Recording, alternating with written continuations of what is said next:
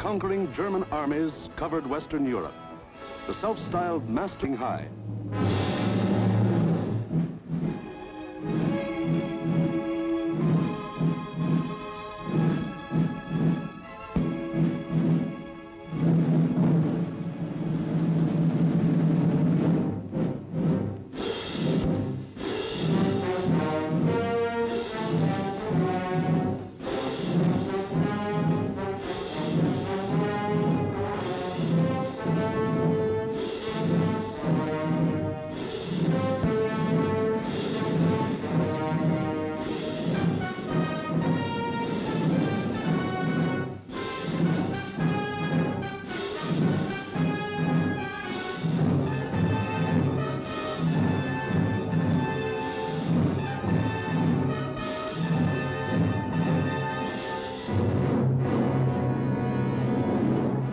Adolf Hitler stood just as Napoleon had stood more than 100 years before, and looked across the English Channel to the one fighting obstacle that stood between him and world domination.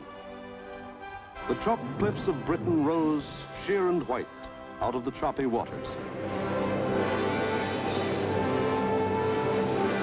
And beyond, a little island, smaller than the state of Wyoming. Crush that little island and its stubborn people, and the way was open for world conquest. The fall of Austria, Czechoslovakia, Poland, Denmark, Norway, Holland, Belgium, France had given him more than 100 million slaves to work for him or starve. The preliminaries were over. It was time for the main event, the Battle of Britain.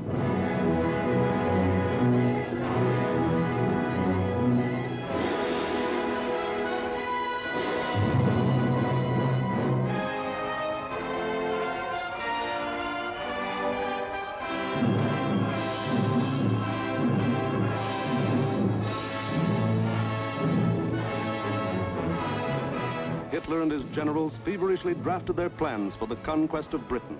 Every detail must be anticipated. A slip now might wreck the whole timetable of world conquest. 6 weeks of final preparation went into those plans. 6 weeks to determine the history of 1,000 years. The thing was foolproof. See for yourselves how simple the whole operation was to be. Look. German plan for invasion of England. Phase 1. Knock out the Royal Air Force and its bases. Get control of the air and the sea lanes across the Channel. Follow the Blitz plan that had wiped out Poland, the Low Countries, and France. Destroy communication and transport lines. Above all, get command of the air. Phase 2. Pulverize the coastline with dive bombers. Drop parachute troops to take over the airfields and establish beachheads.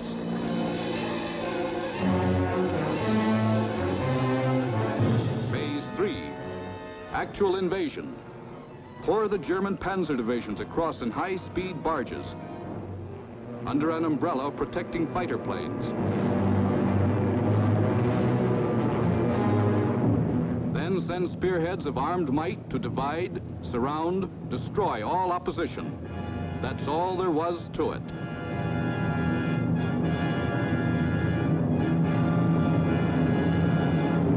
Conquer Britain. Force the surrender of the British fleet. Then, with the combined sea power of Germany, Britain, Italy, France, and Japan, he could control the seas and tell us where to head in. The torch of freedom flickered low.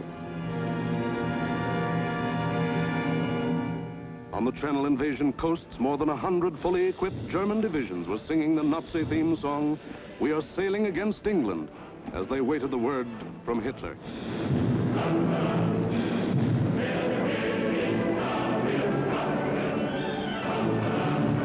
Here, for weeks, all the supplies and weapons of the Nazi war machine had been turned toward Britain.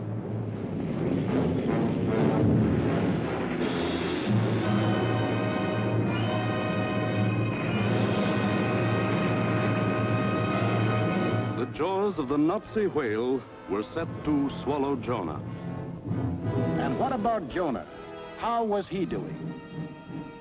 Well, Britain also had an army, but it was an army dragged from the sea at Dunkirk.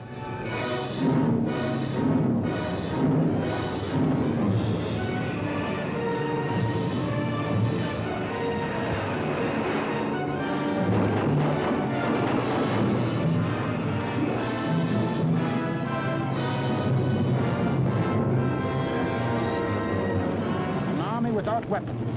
These had been left behind on the roads of France. Tanks, guns, motorized equipment, all abandoned to save the one priceless item, men.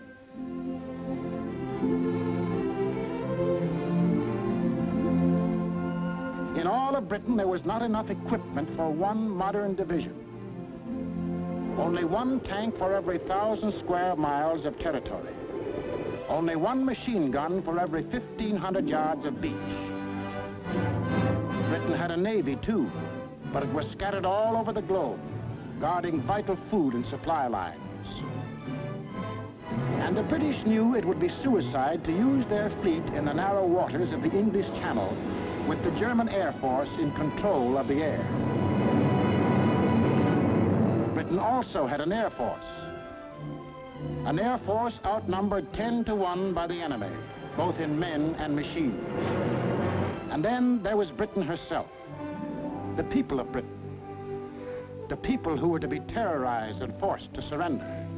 They knew that every man, woman, and child, in uniform or out, would be Hitler's target in the onslaught that might come at any moment. They knew they had a job to do, and not much time to do it in. The young, the not so young, and the old. The clerk, the butcher, the farmer, the member of parliament, they formed the civilian army, Britain's home guard. They started from scratch.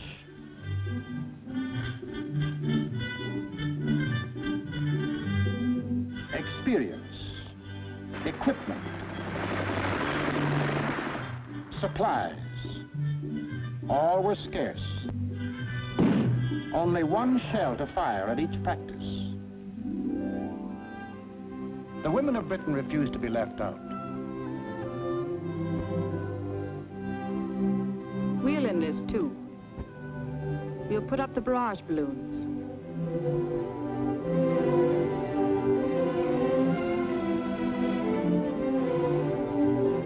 Man the ack-ack guns. We'll run the railroads and get the trains through on time. Ferry the planes. Carry the dispatches.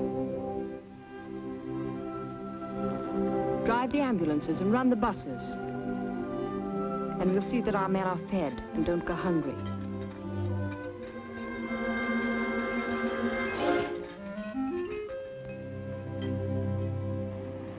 Others worked, men and women alike.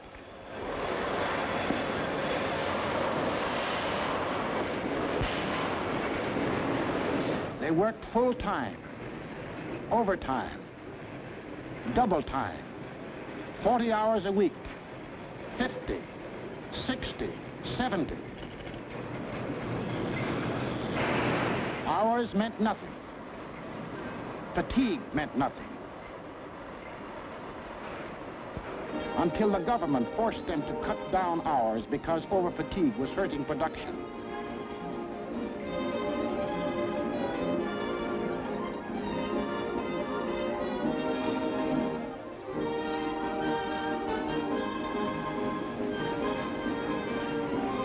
And when they weren't working, the men patrolled the moors for parachutists, blocked the roads, rehearsed invasion defenses. For something had happened here the Germans could never understand. In a democracy, it is not the government that makes war. It is the people.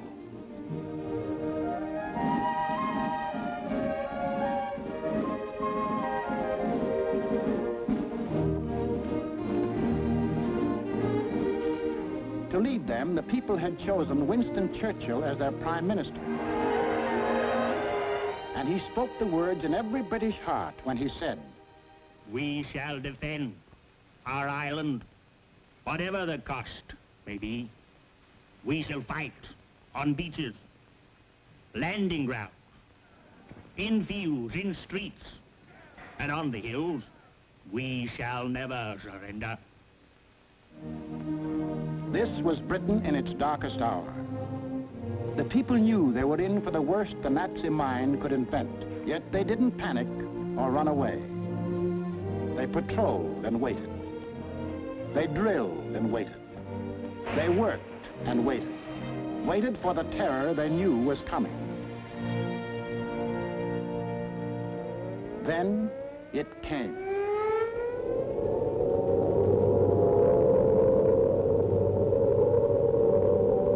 That's the sound that became part of the life of every man, woman, and child in Britain.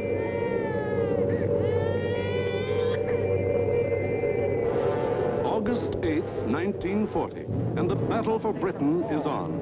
30 enemy aircraft over the channel, flying due west.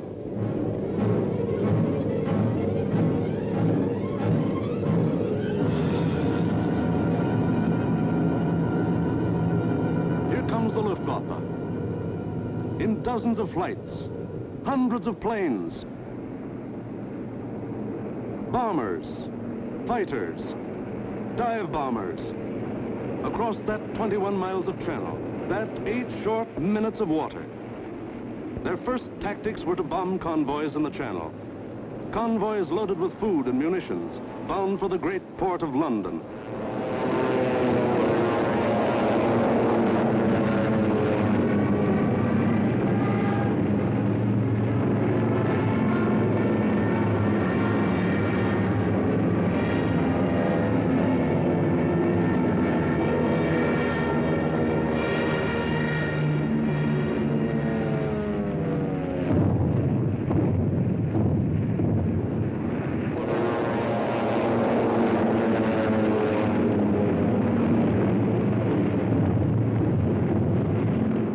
Fighters waited overhead for the defending planes of the Royal Air Force, the RAF, to appear.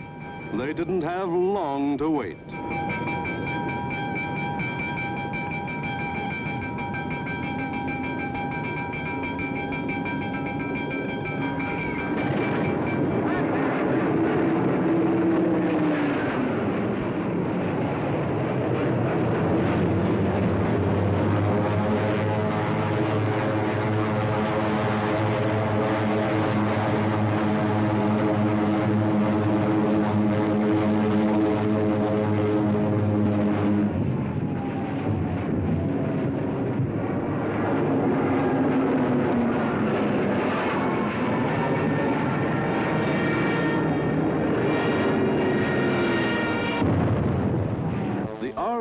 Came, facing odds of 6, 8, 10 to 1, and dove in, shouting the old hunting cry, "Tally-ho!"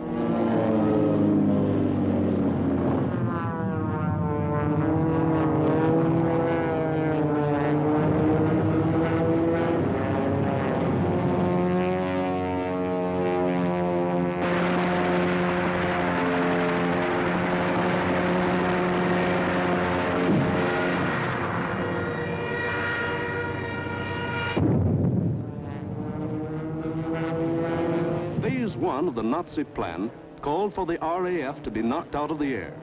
But the men of the RAF hadn't read the Nazi plan.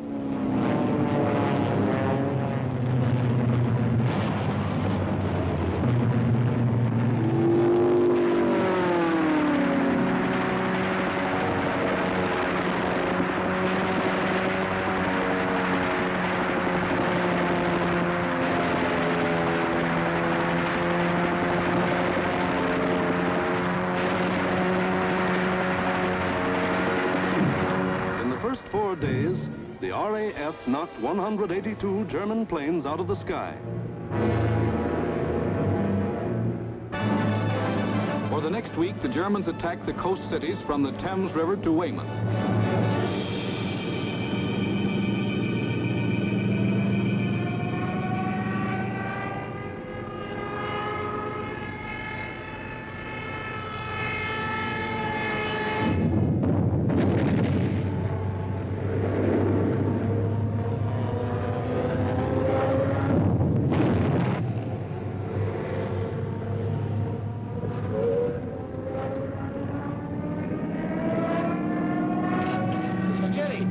cover.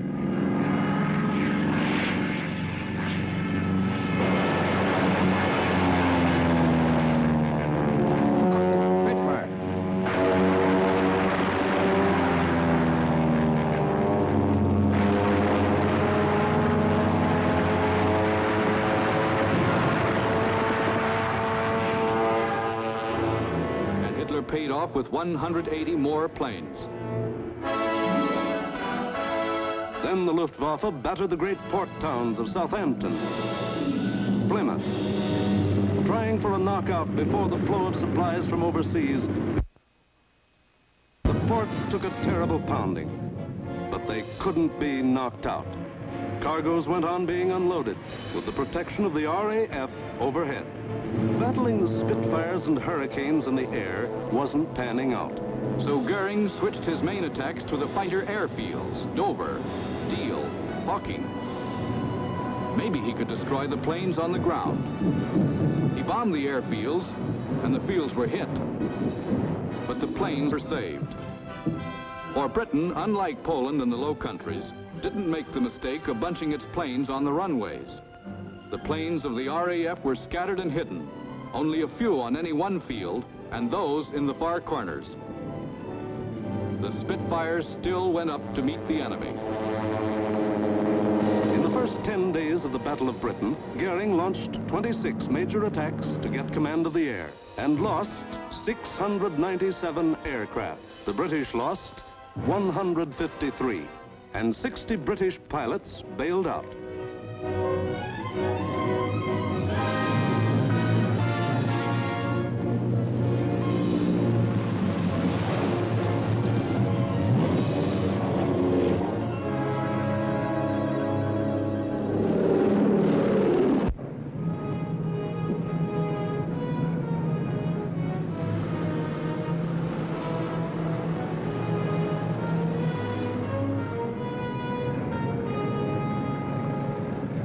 Valuable trained men were saved and ready to fight again, but the crews of Goering's planes were lost to him forever.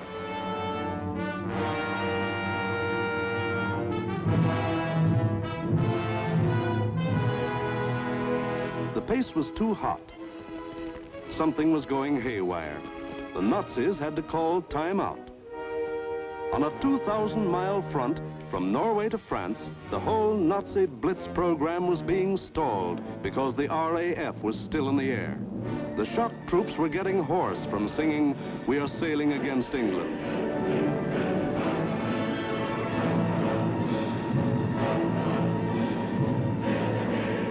The long-range German guns were getting hot from throwing shells across the channel.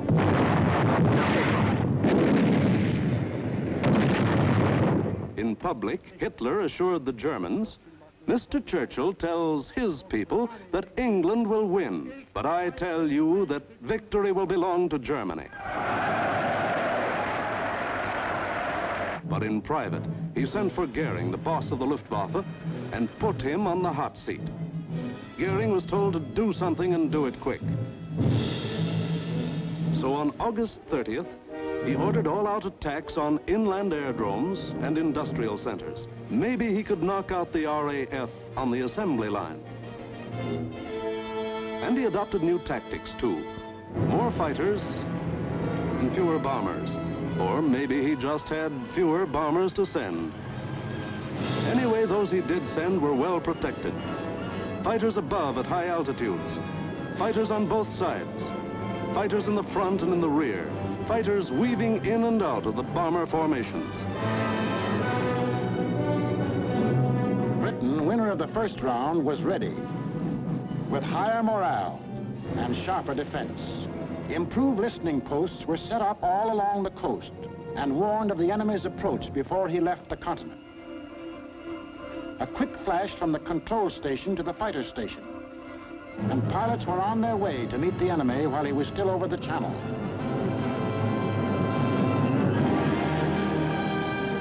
Day after day, out of sight and almost out of sound of the watchers on the cliffs, 4, 5, and 6 miles above, the battles raged over the Dover area.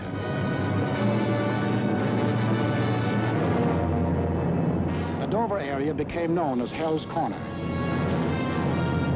By sheer weight of numbers, the enemy again and again broke through the coastal defenses.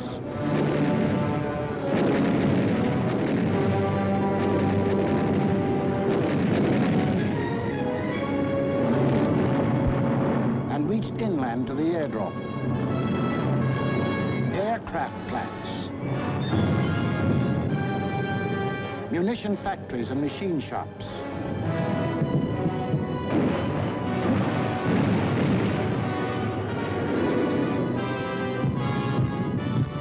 Hello, gunfire in the southeast. Right.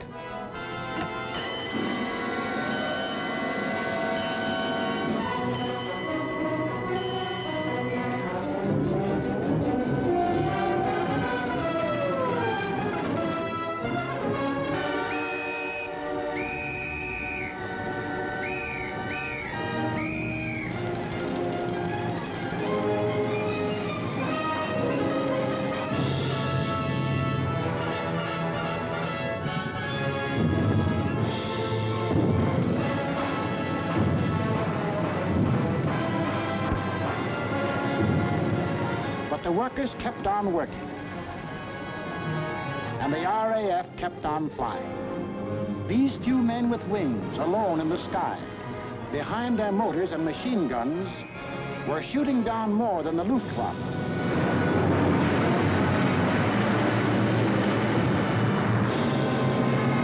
They were smashing the whole Nazi plan of world conquest.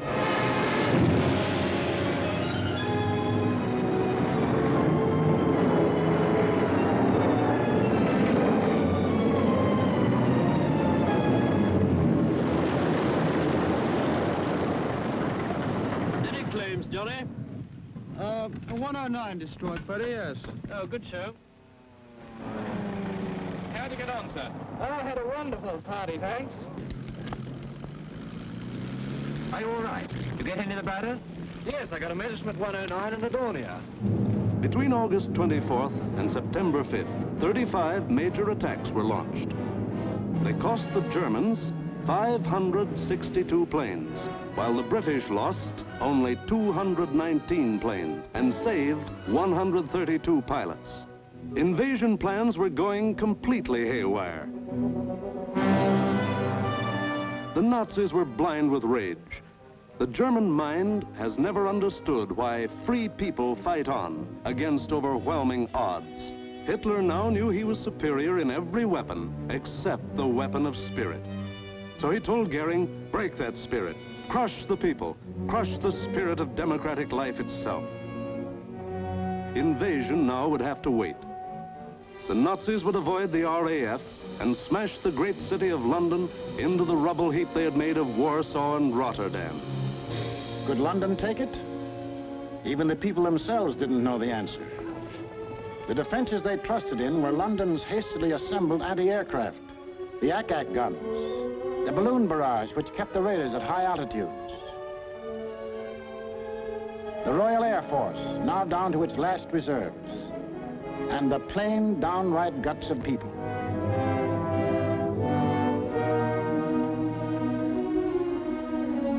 They sent more children out of the city.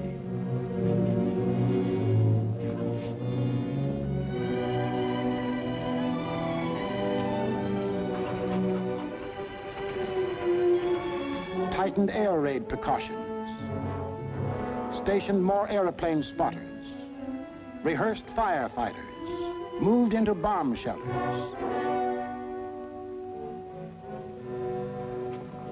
They blacked out their city and carried on.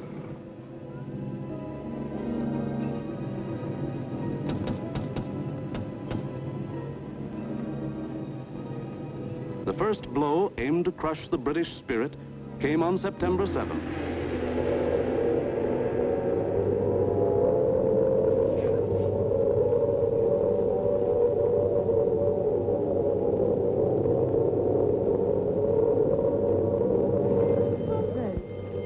Roof reports planes coming in.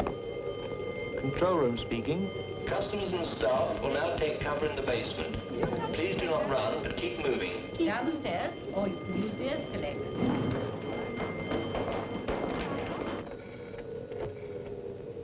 floor, clear. Second floor clear. First floor, clear. That day, when 375 German planes came roaring up the Thames River, the Battle of Britain became the Battle of London. The Germans broke through the charge of Hurricanes and Spitfires that went out to meet them.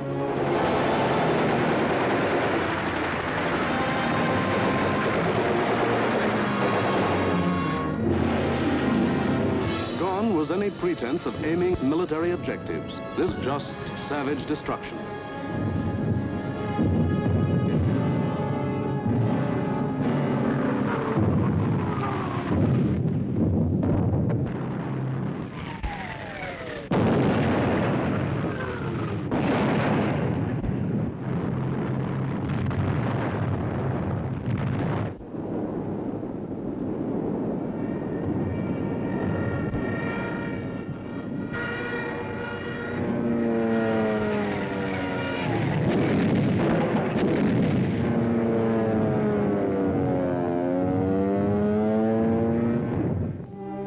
Fell alike on the homes of the East End poor and the Mayfair rich, on shops, hospitals, churches. For 28 days, the Nazis were to drop everything in the book on the city of London. Tons upon tons of high explosives, delayed action bombs that exploded days later, torpedoes that sheared away whole buildings. And underneath the war in the air, the war of the man in the street went on.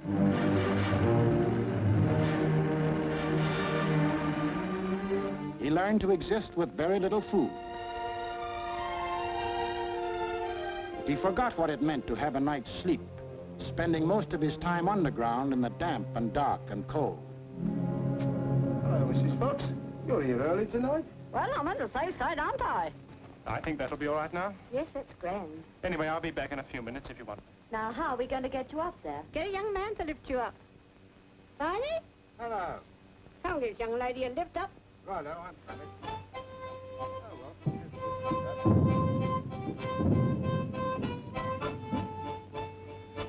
The air raid wardens stayed at their posts. Doctors and nurses worked on steadily as the bombs crashed all around them. Rescue squads labored night and day. Hi, Gordon. I found her. Is she dead? Right, Doug. Firemen said, nuts to the bombs and battle to put out fires. This was life in the Blitz. Against all the rules of Nazi warfare, Britain was refusing to crumple up. Across the Channel, the enraged Goering took personal command of the operations.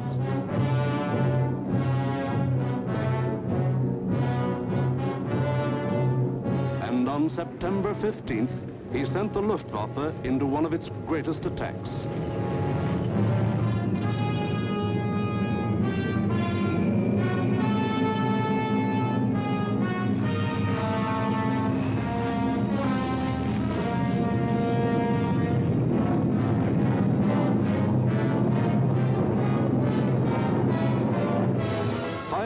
German bombers and Messerschmitt fighters roared over the English coast.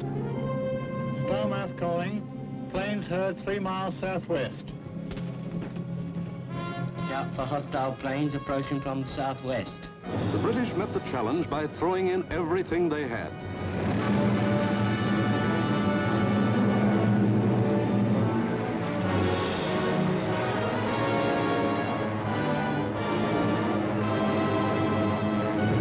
Historic three-dimensional battle took place inside an area 60 miles long, 38 broad, and from 5 to 6 miles high.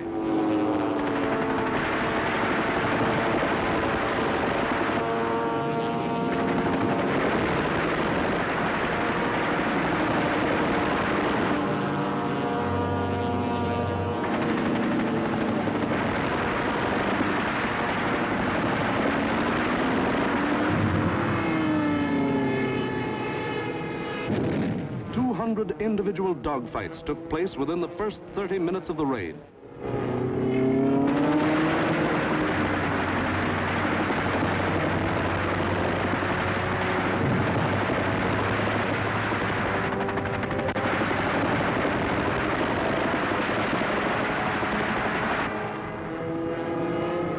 Right on our own doorstep.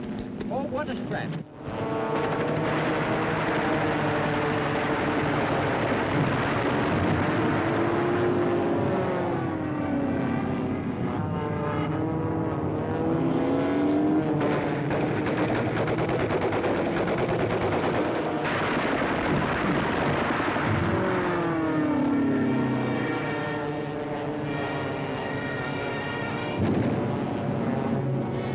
Center calling London 1.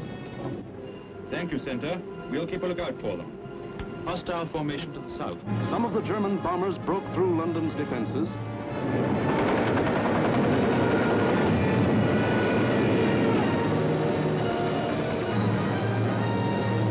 And reached the center of the city.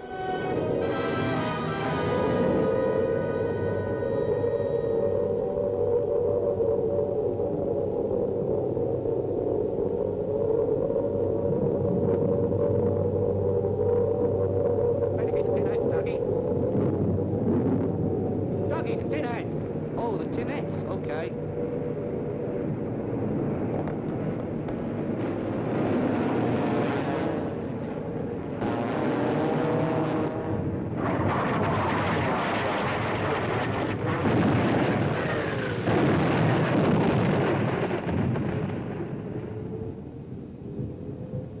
Doggy! Doggy, where are you?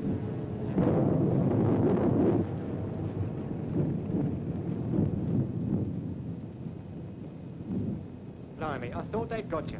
Who, me? Nah, I had me fingers crossed.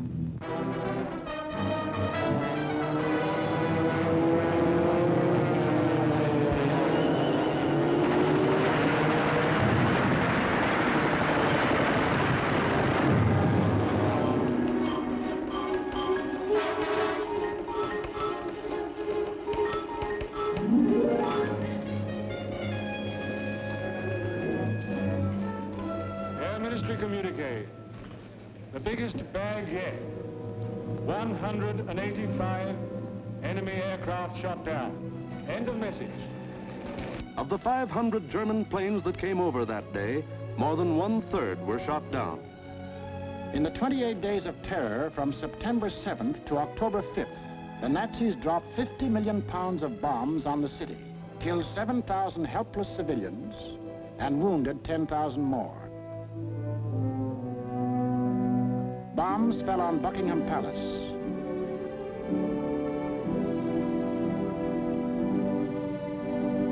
Westminster Abbey, the Houses of Parliament, Fleet Street, the center of the news, St. Paul's Cathedral.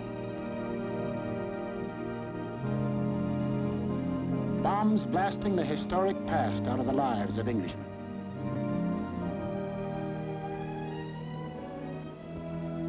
But in these 28 days, the Nazis lost 900 planes and their crews. The more they sent over, the more were shot down. The British Spitfire had proved to be one of the deadliest weapons ever put in the hands of man. If this kept up, pretty soon no more Luftwaffe. The frantic Nazis had to pull a new one. They did. On October 6th, they changed to night attacks. Maybe that way they could avoid those deadly Spitfires and Hurricanes. Maybe that way they could crush the stubborn British spirit. Never mind control of the air. Never mind Phase 1, Phase 2, Phase 3. Now to concentrate on bombing the people themselves into submission and make them cry for mercy.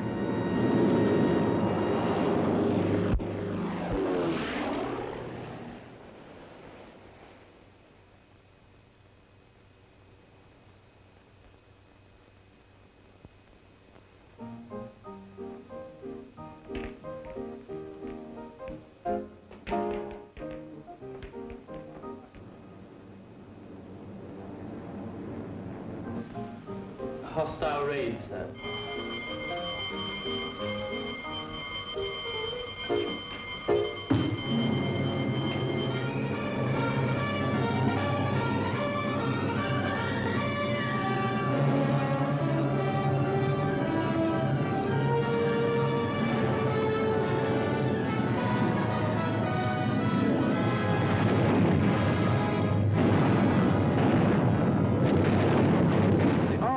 Wasn't much help at night.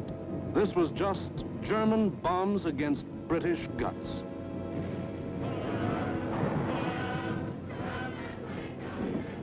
Harvey? Hello, Jack. Sound happy enough down there tonight, don't they? Yes, they're all right.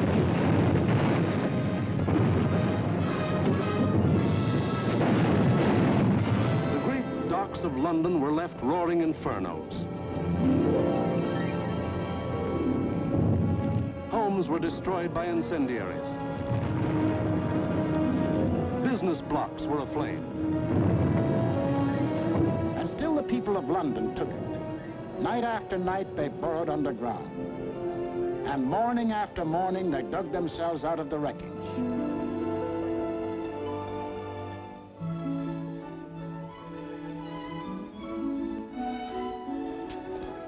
Good morning, Mrs. Bow. Good morning, Miss Ryan. See you tonight. Right here. Come on, Betty.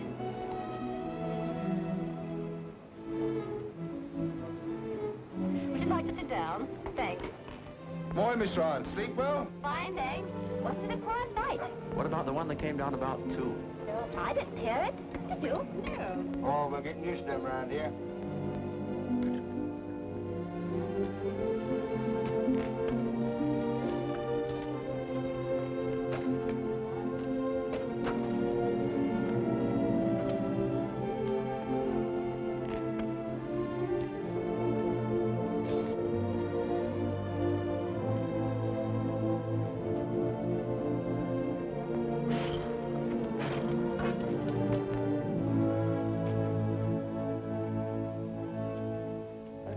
Better go away from this for a bit. Of course not. It'd take more than this to get me out of my home. Now go on, you've got to get to work. Okay. The Battle of London was the battle of the people of the city. In spite of bombs and fire and death, they got to their desks and workbenches to spend another 10 or 12 hours working, working, working. The British spirit was stronger than ever. And the RAF was flying higher than ever. Not only higher, but farther. SIO, operation for tonight. GP 1562, EP 781, 10 aircraft. You'll find, I think, a decent photograph of the submarine yards there. There's a very good one taken the other night, Monty. Was there? A bit further along. That's it. Those are the submarine yards. Just there. Yes. Well, chaps, this is your target for tonight. It's the submarine and shipbuilding yards at Bremen. It's a vitally important target, and it's got to be hit hard. In the midst of this life and death struggle, the British found strength not only to defend, but to counterattack with what few bombers they could get together.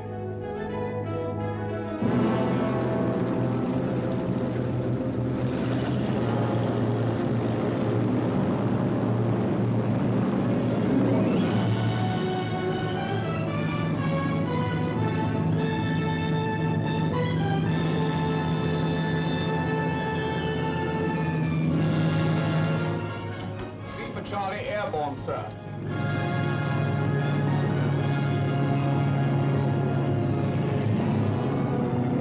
Hello, rear gunner. Can you hear me? I'm okay, Skipper. Hello, operator. Everything okay? Well, it seems to be all here, sir.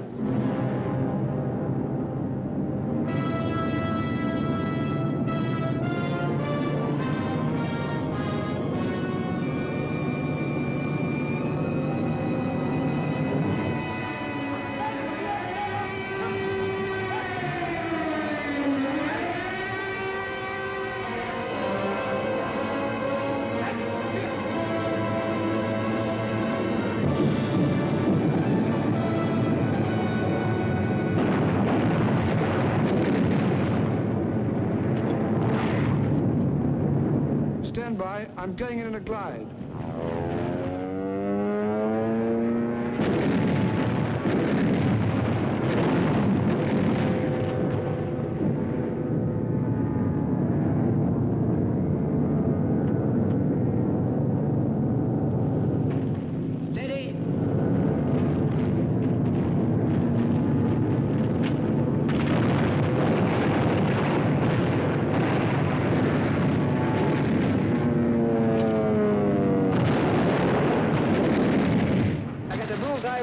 One.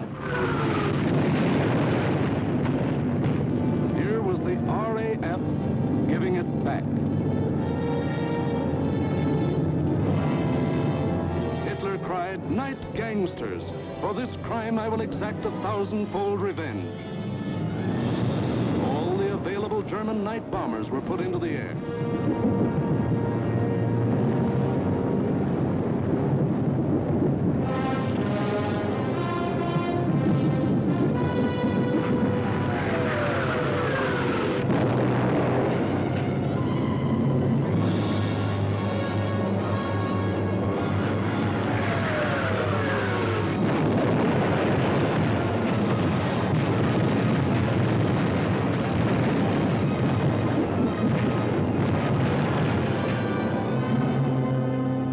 Thousand-fold revenge was Coventry. On the night of November 14th, £1 million of bombs were dropped on the city.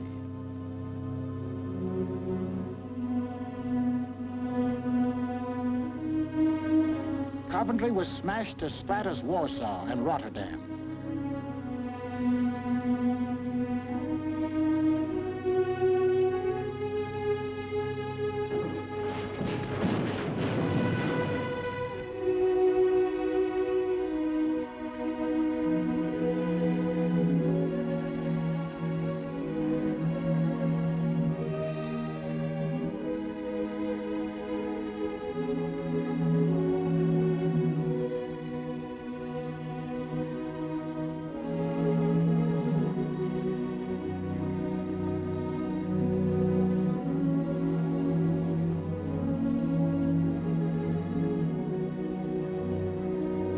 The people of Coventry dug their loved ones out of the blasted ruin, saw them to their last resting place in a common grave.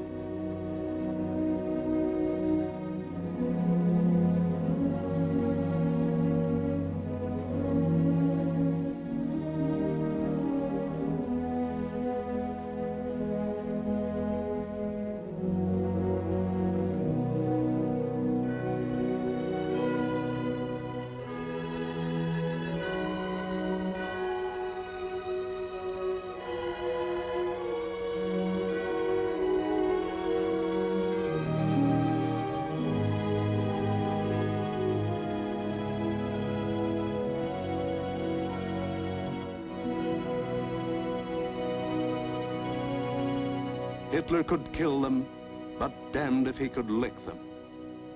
They went back to their lathes and machines, for they knew the machine bench was as deadly a weapon as the rifle. And in their hearts was a grim determination that this enemy must be destroyed. That the day was coming when they would strike back, and how they would strike back. Christmas, 1940.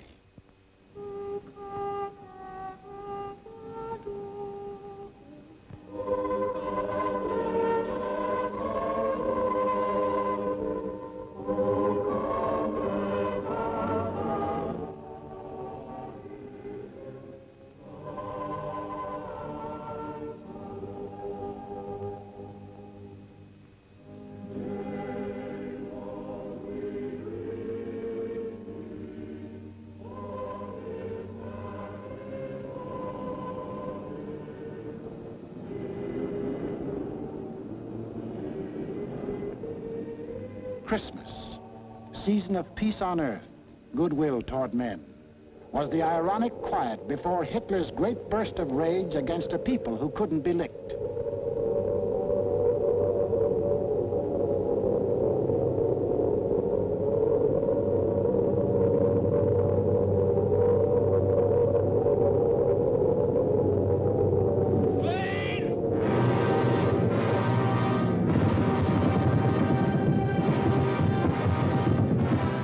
bomb them into submission.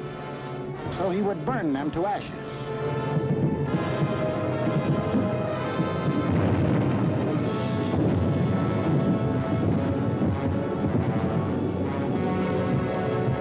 Millions of firebombs rained down on the great city of London.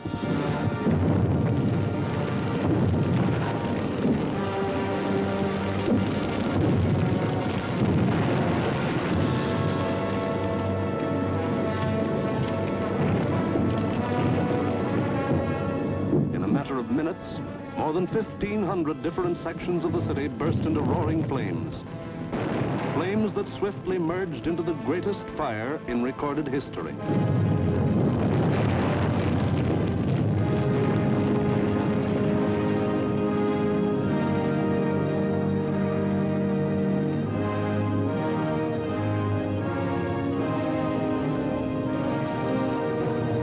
In the midst of all the fire and destruction, vital water mains were shattered. Water pressure was almost entirely cut off. Heroes of the night were men of the London Fire Brigade who stretched temporary hose lines out to the center of the Thames River, struggling through mud and slime. For the Nazis had carefully picked a night on which the Thames River had one of the lowest ebb tides on record.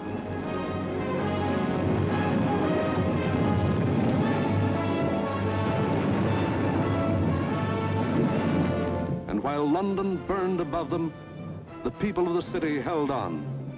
Chin up and thumbs up. They knew this was the people's war, and they were the people.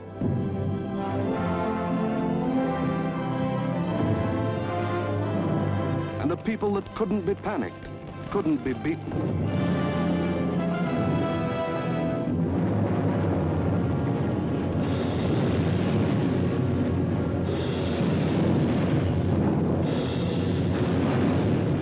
In the months to come, the British were to suffer many such bombings and burnings. But a nation that calls on cold courage when hot courage runs thin may die, but it can't be defeated.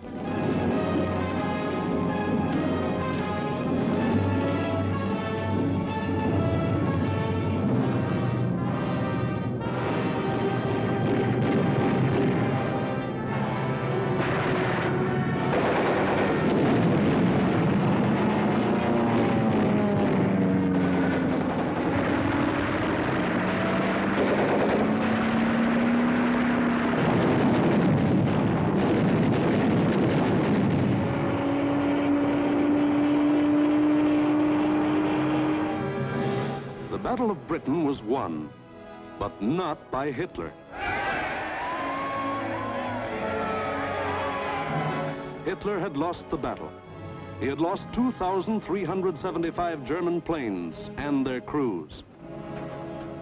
For the first time, it was the Germans who ate the bitter dirt of defeat. Gone was the legend of their invincibility.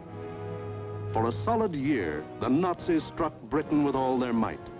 They leveled thousands upon thousands of homes and damaged millions of others. They killed more than 40,000 men, women, and children, and seriously wounded 50,000 more.